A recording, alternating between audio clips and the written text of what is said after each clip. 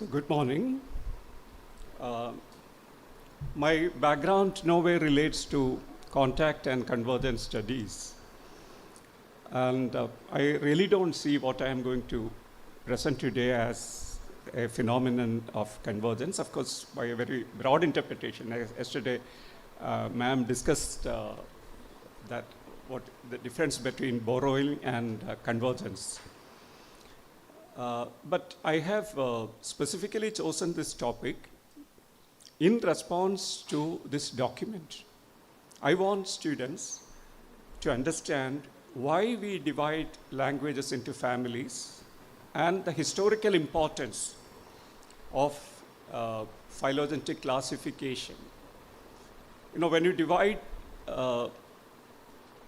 certain speech forms into one language, we are not trying to divide them in any way.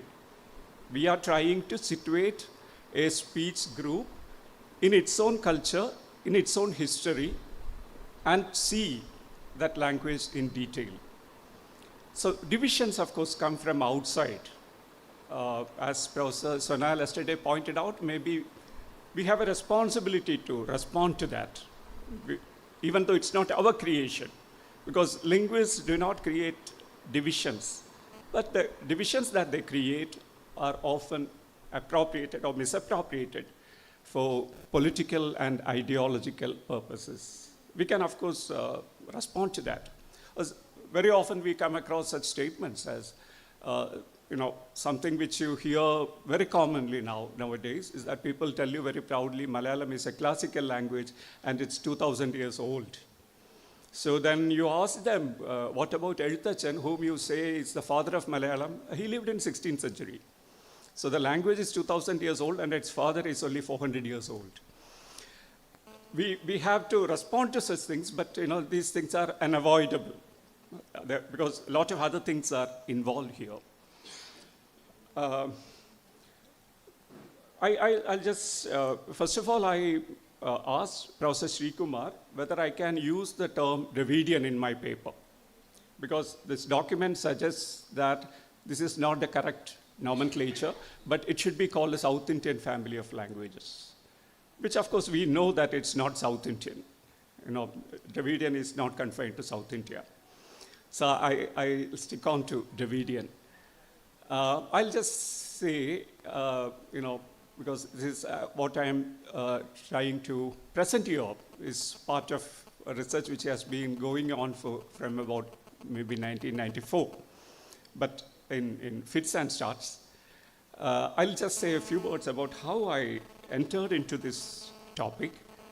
In 1982, when I began my MA program, I went to the library of University of Kerala, Department of Linguistics, and one book which I accidentally picked up was Origin and Diversification of Languages by Maurice Swadesh. I don't know whether you know about him. He's a brilliant young linguist who died very young. His insights were very impactful in development of what is called glottochronology or lexicostatistics. So I read through this book. Of course, I didn't understand most of it, but one chapter left a deep impression on me where the chapter title is called Origin of Vocabulary. And the astounding scholarship and the number of languages into which he went into was something very striking. So he tried to understand the origin of vocabulary. For example, I'll tell you what he says about the origin of numerals. He tried to look at numerals from across something like 200 languages or 150 languages. And he comes up with a very interesting observation. Numerals develop in languages in stages. So at some stage, languages had only 1 and 2.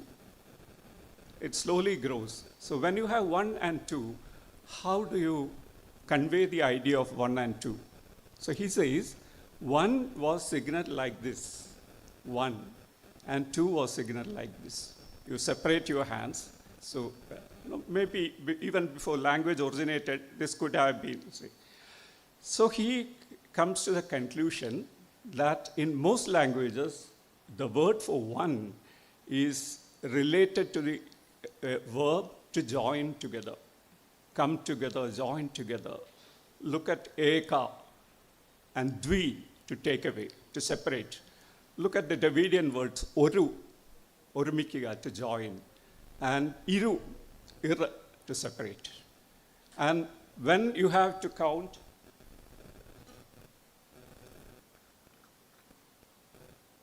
when your counting goes to 3, how do you signal it? Then you have to switch to fingers.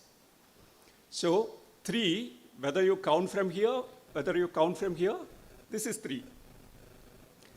So he says, the words for 3 in most languages has the meaning, the tall one, longer one, that which protrudes, that which stands out. Look at muru, mu, that which protrudes. See, the word mudala actually means animal which has a head which is protruding out, which is jutting out, or long or tapering, to be exact. So this, then he goes on to discuss other numerals also. Okay, now this left a lasting impression on me. And once incidentally, so I was struck by the idea that I thought at that time, I had no background in linguistics, I thought nouns are the basic words, and you develop verbs from that. Now this guy was saying, no, even nouns have a verbal basis. It derives from verbal roots. I was thinking about this, and then once I heard the word murali, flute. It's a Sanskrit word.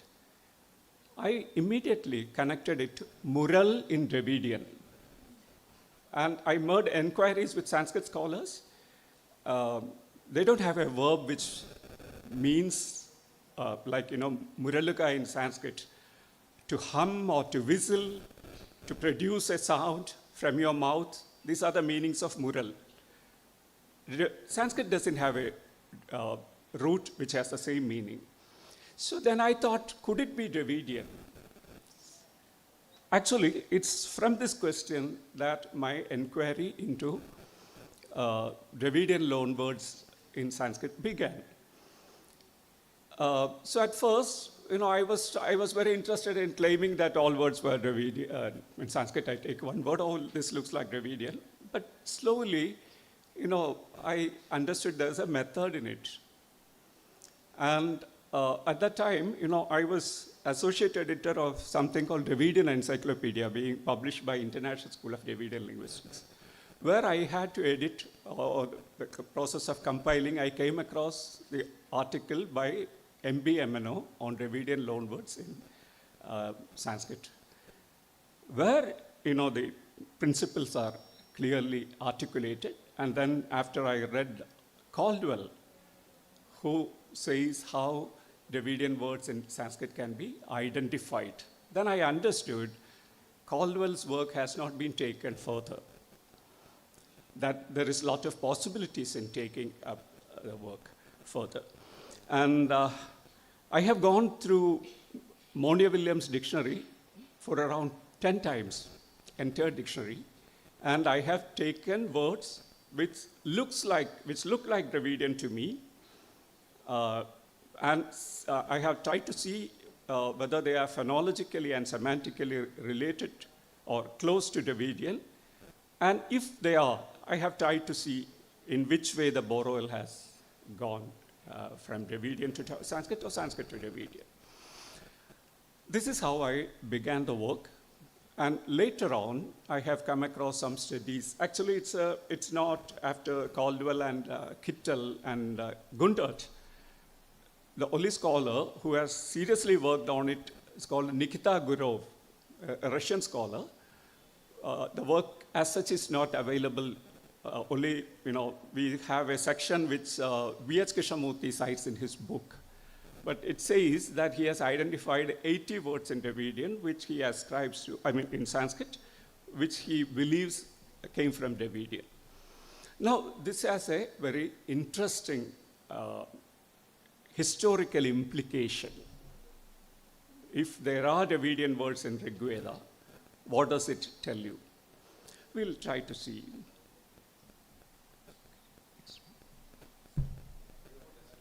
Oh, okay.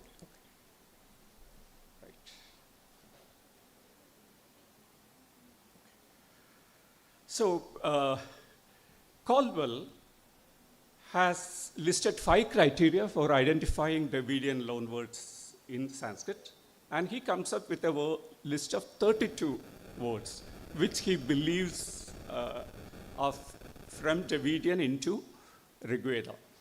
Now, there's a problem with this.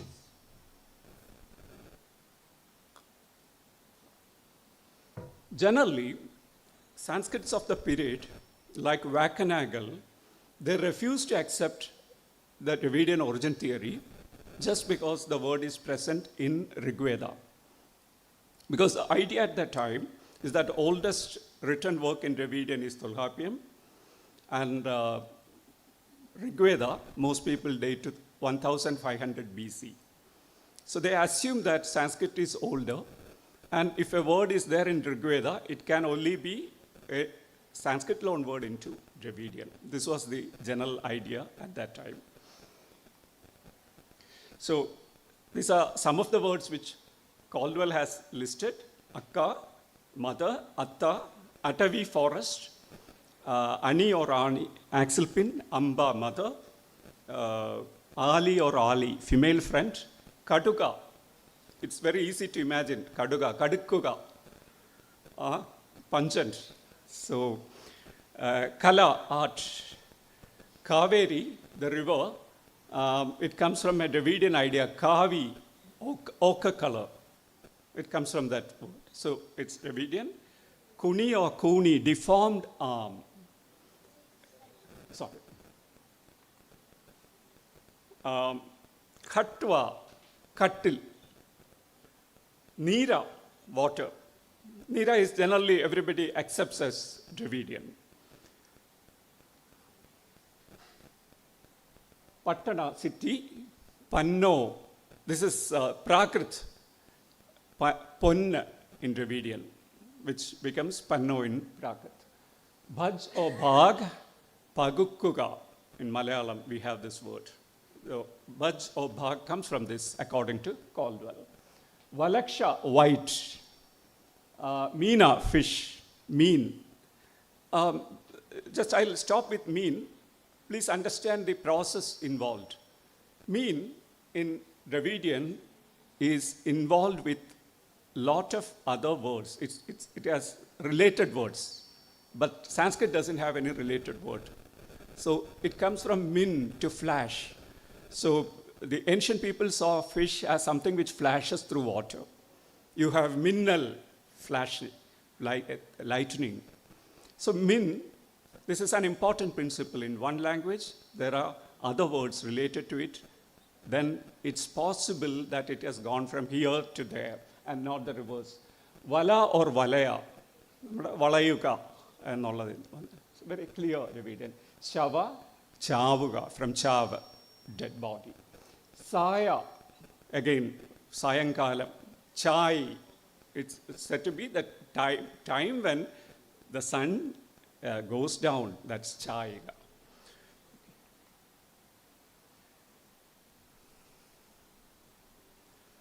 So, the presence of Dravidian loan words in Rigveda, if it's established, it raises some very important questions about history of contact between these two languages. Where did it happen and when did it happen? Okay, I'll come about Rigvedic loan words. These are some of the words from Nikita Guru, which B.H. Krishnamurti cites. Vaila, vayal, open space. Kiyambu, a water plant. Cheyambana. Malayalatile cheyambi nana. Malayalatile nalla, Dravidian what the nana Vris, finger, viral. See its etymology. Viral is something which viriyunnathu, that which spreads out. This is the etymological explanation. Veelu, stronghold, from Veda. Sira, plow. Kanuka, from Kanika, a gift. So these are, the entire work is not available. I have been searching for it, but so far I have not been able to. Okay, now see the problem. This shows the distribution of Indo-European languages and subfamilies. It's the biggest language family in the world, with about half of the human population speaking one or the other of the Indo-European languages. So it's the classification of the language families, and you see at the right Indo-Iranian, Indic and Iranian, Indic branch, and which is very closely allied to the Iranian branch. So we'll not go into that. See Dravidians, it's not South Indian. Please note, it's not South Indian. So there is a language called Brahui in Afghanistan and parts of Iran and Pakistan. Now, generally, people have said that it's still an open question. From where Brahui comes and comes to that particular place. So some scholars believe that it's just left, what is left from the migration of Dravidian people from that area to India, and it's the other scholars believe that maybe from South India they have migrated to that place. We'll not go into that as such. Now see the distribution. This is about the migration of Indo-European people. The timeline, you can see 1500 BC, the Indo-European speakers are in that area, around Harappan and all that in that area, 1,500 years. I'm sorry, it's not visible. See, you can see the Hittite Anatolian people, that's in 4000 BC. This actually is one of the now very intensely researched area in linguistics. Where is the homeland of Proto-Indo-European people?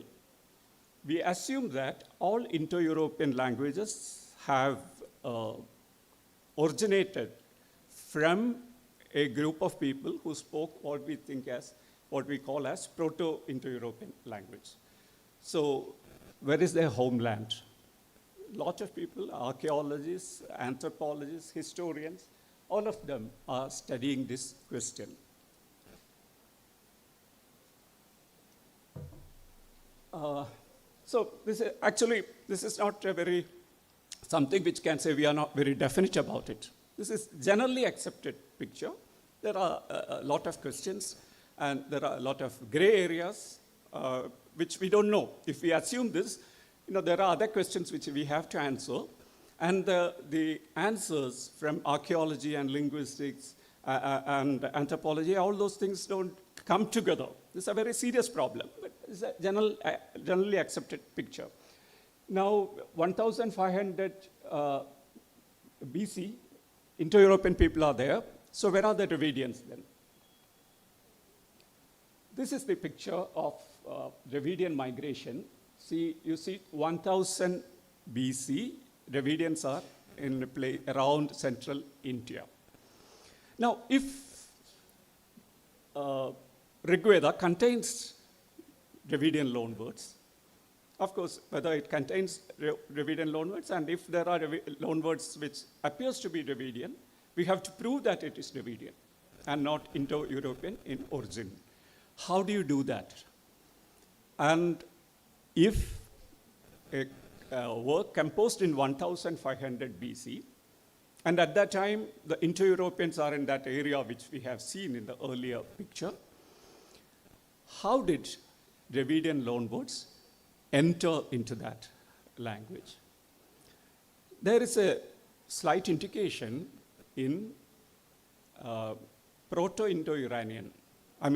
After the Iranian group split into Iranian and Indic, there are Dravidian loanwords, a few, which Southworth has identified in Proto-Iranian, which means after the Indic and Iranian groups have separated, there must have been presence of Dravidian in that area.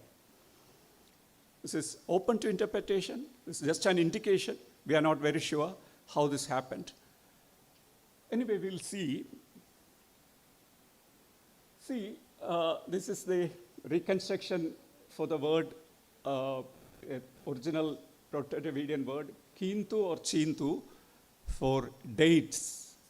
നമ്മൾ ഈന്തപ്പഴം എന്ന് പറയുന്നതിൻ്റെ പ്രോട്ടോഫോമാണ്. Southwards thinks that it has come from kintu or chintu. And see its forms in different Dravidian groups. In North Dravidian, it's Kinta. In Central Dravidian, it is Chinta or Sindi. In South Central, it is Inti or Sindi. And in South Indian, Inta or Inchu. So there are some patterns like this, which tells us that there must have been a protoform from which all these forms have descended. So we base our findings on this. If you have studied historical linguistics, you must have come across a principle called uniformitarianism, which is a basic principle in historical linguistics, which says that, whatever linguistic processes that you see at work now, it must have been the same in the past also. Now you see something like compensatory lengthening. So ever since languages was there, this was taking place. Or haplology. All these are the same. This is the principle based on which we operate.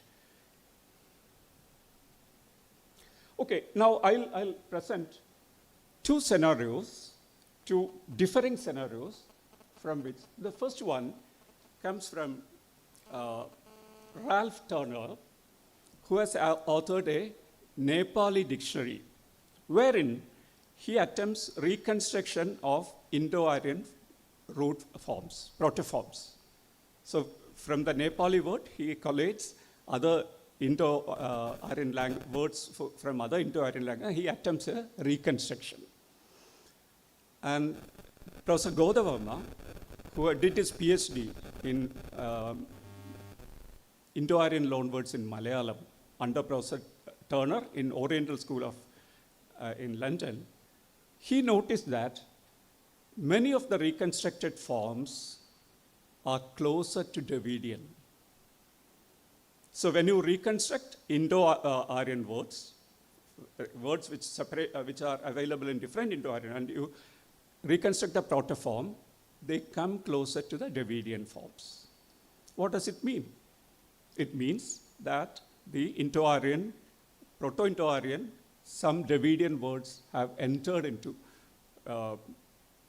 Proto-Indo-Aryan, and then it has been divided, or it has been handed down to different language families. So I'll show you some of the, okay, I have explained. Godavarma. See, Ada, screen. So the reconstructed form by Turner.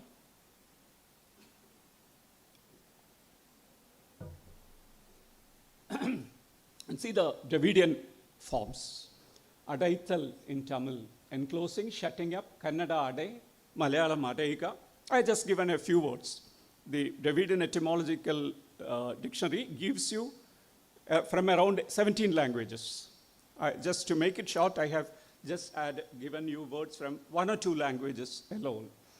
Giri, revolve, from Karanguka, whirl, Karanga, whirl. Chitra, scattered.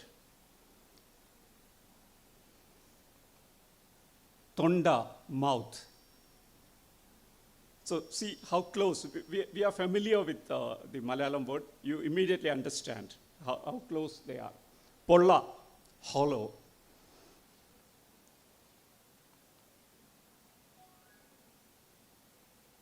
Okay, I think you have understood the idea. Now let's see the reverse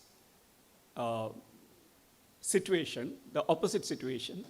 If we go into Dravidian etymological dictionary and reconstruct the Proto-Dravidian, do we get words which are close to Sanskrit or Indo-European?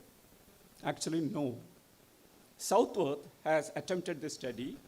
He comes across or comes up with 5 words which he believes could be Indo-European. But he's not very clear. He's not very sure. He just says it's suspicious that this is Dravidian, may not be Dravidian, could be Indo-European, but could be from other. But important thing, only 5 words. Actually, from Godavarma comes across many words from Turner's reconstructions. Now, the second thing, he locates 11 words from Proto-South Dravidian. Only 11. So what does it mean? Immediately, we can understand that the Sanskrit incursion into South India, or Indo-European languages coming into South India, must have happened after the Proto-Dravidian split into different branches. Also, we have corresponding evidence or corollary evidence. If you look at Tolkappiyam, there are very few Sanskrit words. There are words, but comparatively few. You look at Sangam works, it increases. Post-Sangam words, there are plenty of Sanskrit words. What does it mean? So the contact between, or the modern contact between Sanskrit and South Indian languages must have happened maybe 3 or 4 centuries before Tolkappiyam. Tolkappiyam is dated to maybe 3rd century BC. Some people generally push it further, but generally accepted time frame is between 3rd century BC and 3rd century AD, or maybe 5th century BC. So 300 or 400 years before that, these people would have come to South India, or there was a contact, whether in South India or some other place. So this is how comparative evidence works. Now the problem for me is that so this shows that, the problem is from 3rd century BC or whatever, Sanskrit is somewhat a fossilized language. It cannot accept Dravidian words, like Dravidian can accept Sanskrit words. If you look at dictionaries, you will see some of the words which are marked as Dravidian in Monia-Williams dictionary. They are invariably from literary works composed in South India. This is the only route from the Dravidian words can enter into Sanskrit at that time. But from the other direction, there's plenty of borrowals. So much so that there are people who thought that Malayalam had a Sanskritic origin. So if you listen to Ezhuthachan, Bhogangalallam Kshanapprabha Chanjalam Vegena Nashtamam Ayusu Morkani Vaksni Sandapta Lohastambu Binduna Kshanabhanguram Janmam Chakshusravanagastamam Darduram Bhakshanathin Avekshikkinna Pole Kalahina Parigrastamam Logavum Alola Chedasa Bhogangal Tedunnu. Mostly Sanskrit. So if I recite it slowly, any Indo-Aryan speaker would know the words, would generally get the meaning. There are only few Malayalam inflections. Other than that, it's Sanskrit. This is the literary language of Malayalam. So when I would recite it, Dr. Chinmay, who was here, could immediately make out the meaning. So much Sanskrit vocabulary has come to. So there are 2 types or 2 chronological frameworks for the Dravidian Indo-European, Indo-Aryan contact. If the modern period, at the time like from 3rd century BC, Sanskrit words have been entering into Dravidian, at some point in an earlier time, Dravidian words have gone into Sanskrit or Proto-Indo-Aryan. When was that? But the puzzling question is that if we see Dravidian loanwords in Rigveda, we don't see Dravidian, Indo-European, Indo-Aryan or Sanskrit words in Dravidian, Proto-Dravidian. It's a very puzzling question. How do you address this?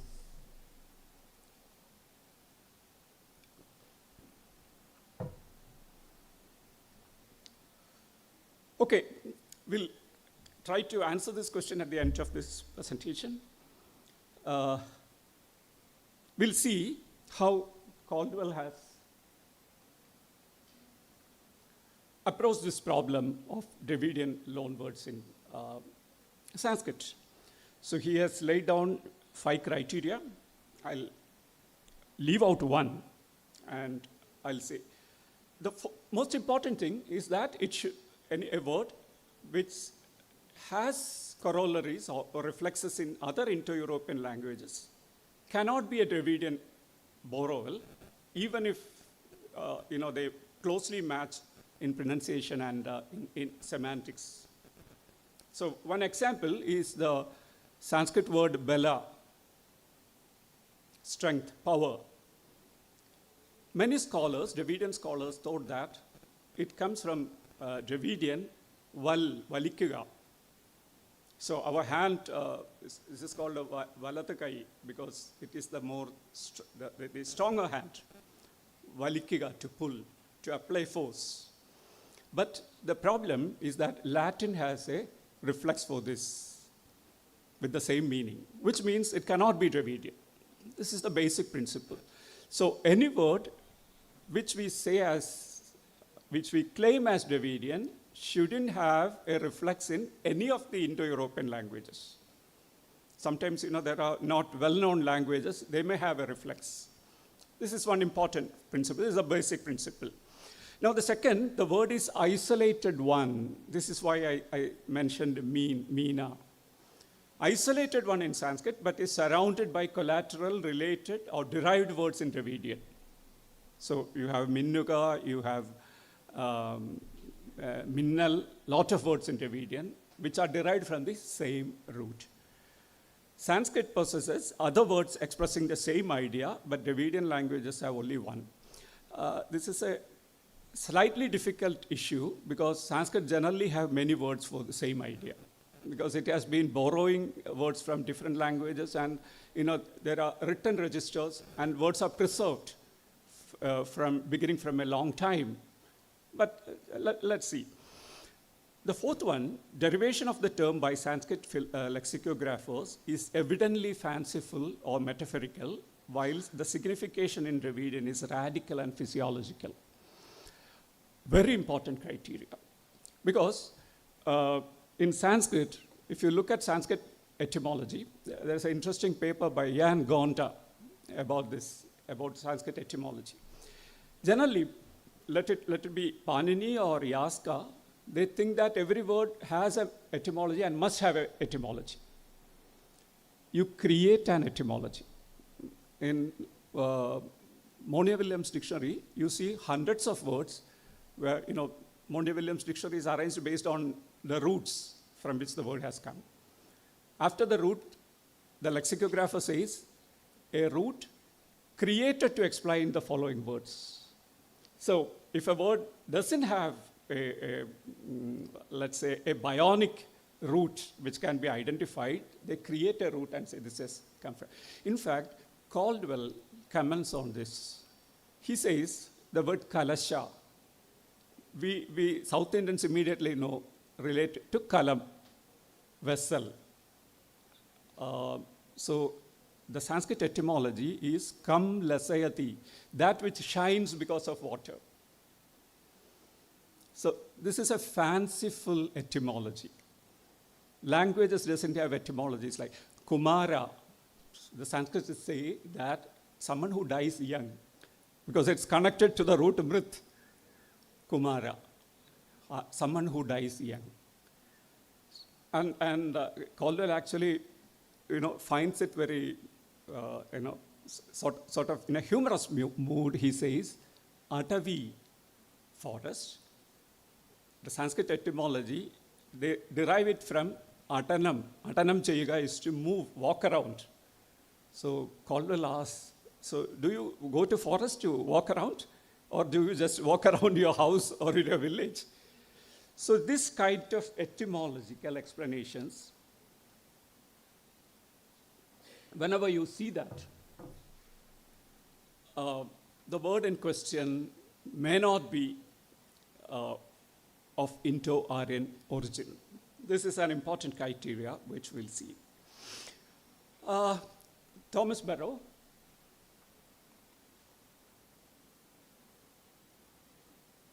Okay, this is from MNO. So, like, it should, the Dravidian word should relate to the South Indian geographical and historical scene and such things. It's clearly derived from Dravidian root, presence in earliest Tamil texts. But this has a problem, because MNO thinks that the contact was from the period of earliest Tamil texts, which, as I have shown, is not right. We'll stop there. I'll just present a few Sanskrit words which I have Dravidian words which I have come across, which I believe are of Dravidian origin. Actually, my work has progressed in, let's say, as my understanding improved. I was not confident of my observations. I haven't published it. Only in 2012, I published a paper. I published just 2 papers about this. The first list that I had, I felt very sure about some 50 Dravidian loanwords in Sanskrit. I began to discuss it with Sanskrit scholars. Generally, Indian scholars don't accept this. They say that if it's Sanskrit and Dravidian, you find the same thing, it has to be Sanskrit. The reverse is not possible. But then I approached Professor Michael Witzel and Asko Perpola. I sent my first list to them. I didn't know them. I was in no way in contact with them, but just I summed up courage. And then in both their replies, they say that some of these are quite surely Dravidian. I was sure that the whole list was Dravidian. But for others, one thing which they suggested that you have to support your observations based on Meyerhofer's Sanskrit etymological dictionary. That's in German, which was a problem. But now, you can get it translated just with your mobile phone. So I checked the etymologies with Meyerhofer's findings. Generally, what I felt was the Dravidian part of it has, in general, been ignored. See, people like Barrow and MNO, they had good knowledge of Dravidian language in academic sense. But as native speakers, like, you hear Kalasha, immediately you connect it to Kalam, or Neera with Neera. We know that it's Dravidian without any evidence. So that kind of, the way we need to go into these etymologies from the Dravidian part of it. I will not claim that what my observations, certainly they need to be checked from the point of Dravidian, Sanskrit etymological viewpoint of view and Sanskrit explanation for its form. Some of it I could do here when Dr. Chinmay was here, who is a very good Sanskrit scholar and comparative linguistics and all that. So I could go into some of the etymologies with him. Now I have a list of, I went through Monier Williams around 10 times, looking at each word and see if there are Dravidian parallels. And also I have collected all the work that is available on this topic. Now I have a list of 2,600 words, of which I'm quite certain of 1,500 words. I'll just present a few words from my list, which are not from, from Caldwell or from other scholars, but new observations.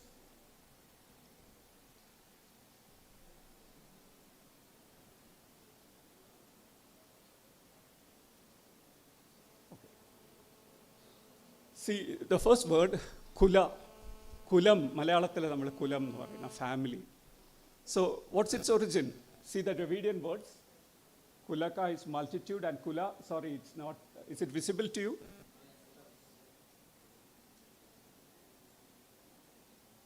So, a herd, a troop, flock, multitude, race, family. So, for Malayalis, kulam is family or race. See the Dravidian words. I have just taken a selection. DED 18110 is the number. Kulai, a bunch. See, Pukalda Kula. Malayalam Kula bunch. Kulekkuga. So there's a verbal theme associated with it. Toda, Kannada, Kodaga, Telugu, Kuvi, all of them have that. I have left the others. Actually, there's around evidence from 17 languages in most cases, 10 languages, but even something which spreads across Dravidian subfamilies generally indicate that they are Dravidian in origin. Khala, a rogue in Sanskrit. Malayalikariyan Khalan ennallathu. And this was the first word which Asco Papola told me, definitely Dravidian. I have also felt like that, which actually emboldened me to go ahead with my studies. See, Dravidian, Khal, to rob, to steal, to deceive.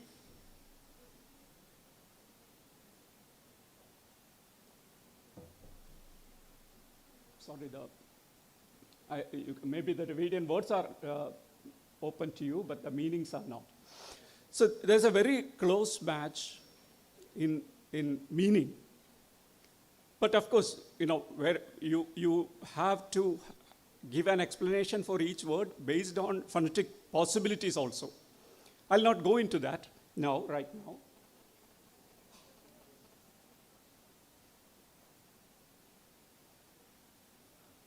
Khedin.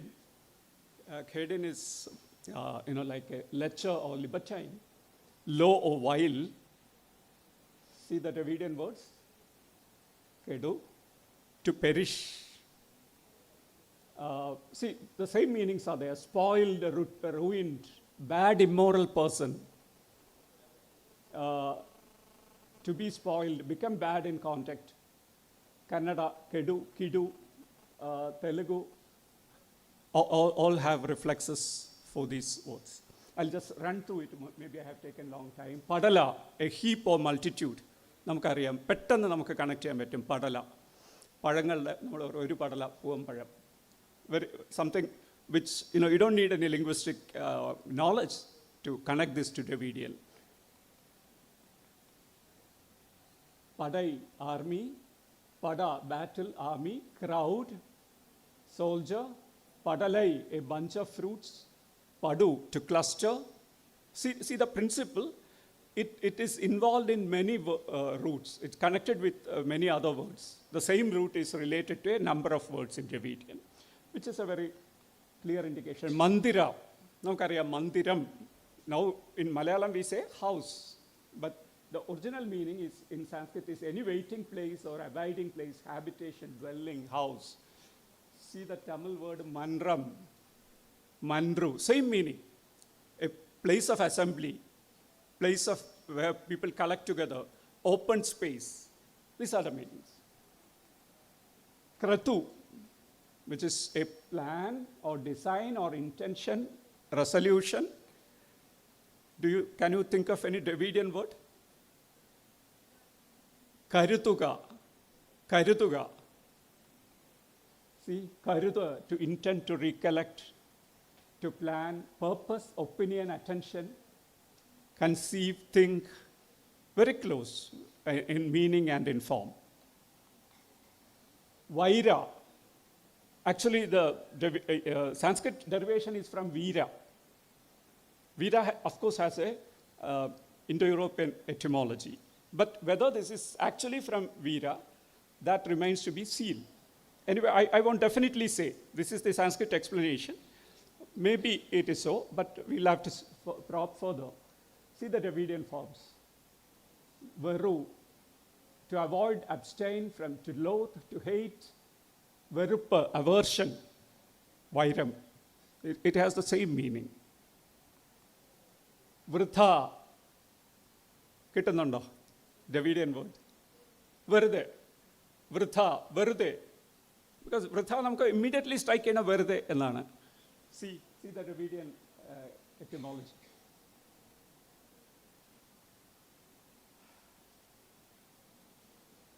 Okay, I think I'll stop here. I don't want to take more time. Maybe I have made my point. I feel, the explanation. Now, if these are anti-Dravidian words, when did they enter into Sanskrit? This is the question.